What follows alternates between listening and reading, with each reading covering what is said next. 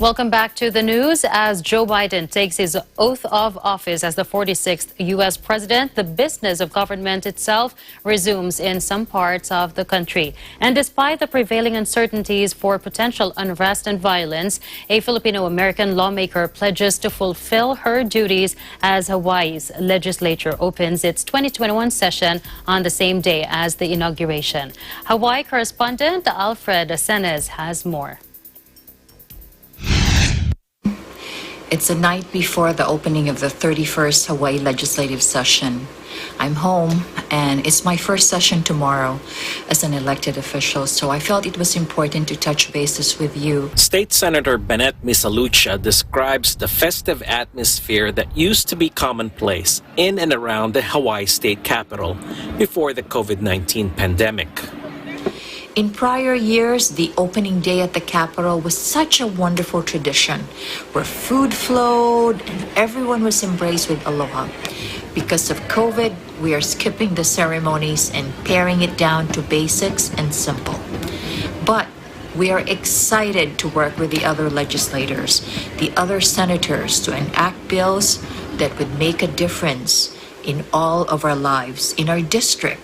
Bills that would hopefully allow us to set the stage for our state's recovery from this pandemic. The former community leader and business executive acknowledges the risks of discharging her office at a time when COVID-19 cases continue to rise and protests could ignite anywhere at any time in the Aloha State.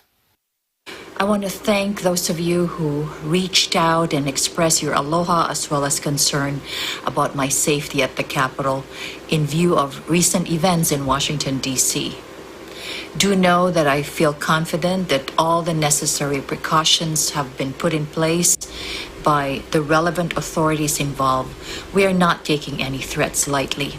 However, we need to demonstrate that we, the legislature as an institution, stand strong and the business of the people will go on. We will not cower in fear. As you may have heard, there will be some changes in the way the session will proceed. The Capitol will still be on lockdown due to COVID, but we will have floor sessions in person. However, all the hearings will be virtual.